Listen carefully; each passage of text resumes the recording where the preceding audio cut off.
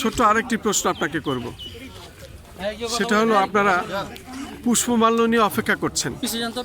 শহীদ president Ziaur রহমানের আজকে 45তম শাহাদত বার্ষিকী, এই প্রসঙ্গে আপনি একটু বলেন। যেহেতু প্রায় ঘন্টাখানেকের বেশি হলো আপনারা অপেক্ষা করছেন, মাননীয় প্রধানমন্ত্রী শ্রদ্ধা নিবেদন করবেন, তারপর আপনারা যাবেন। এই প্রসঙ্গে আপনার কিছু বিষয়, আপনার দলীয় কিছু বিষয়টা বলেন। এটি নেতৃত্বের শিক্ষা। আপনার নাম পরিচয় দেন। আমি আব্দুর রহিম, জাতীয়তাবাদী মৎস্যজীবী দলের সদ্য সাবেক সদস্য সচিব। এইটাই নেতৃত্বের শিক্ষা। আমরা এই শিক্ষায় অধিষ্ঠিত হয়ে, এই শিক্ষায় শিক্ষিত হয়ে আমরা আজকে অপেক্ষা করছি।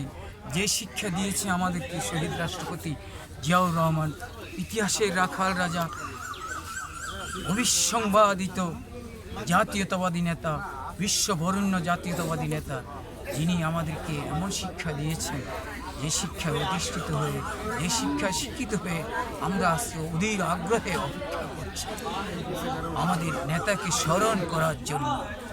যেই নেতার কারণে আজকে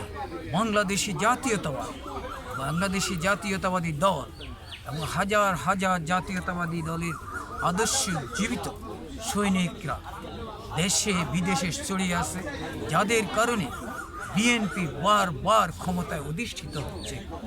যেই সৈনিকদের কারণে, যে জিয়ার সৈনিকদের কারণে আজকে হাজার হাজার নেতাকর্মী অপেক্ষা করছেন। সেই অপেক্ষায় আমরা শিক্ষা নিয়েছি, যে শিক্ষার কারণে আমরা 1 ঘন্টা নয়, 2 ঘন্টা নয়, আরও অনেক সময় অপেক্ষা করতে রাজি আছি। আমরা সেই শিক্ষা, সেই অধীর আগ্রহ আমরা লাভ করেছি আমাদের নেতা, আমাদের নেত্রী এবং বর্তমান যিনি প্রধানমন্ত্রী, ওনার কাছ থেকে।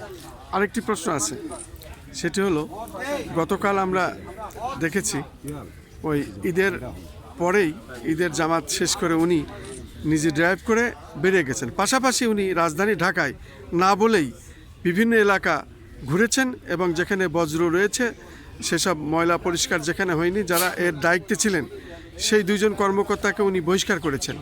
এটা আপনি কিভাবে দেখতে চান? এইটাই রাজনীতির বাস্তবতা। আমাদের নেতা যাহা বলেন তা করেন। উনি রাজনীতির অতীব বাস্তবতাকে সামনে রেখে এগিয়ে যাচ্ছেন। যেই রাজনীতি মানুষের কল্যাণে ব্যবহৃত হবে, যে রাজনীতি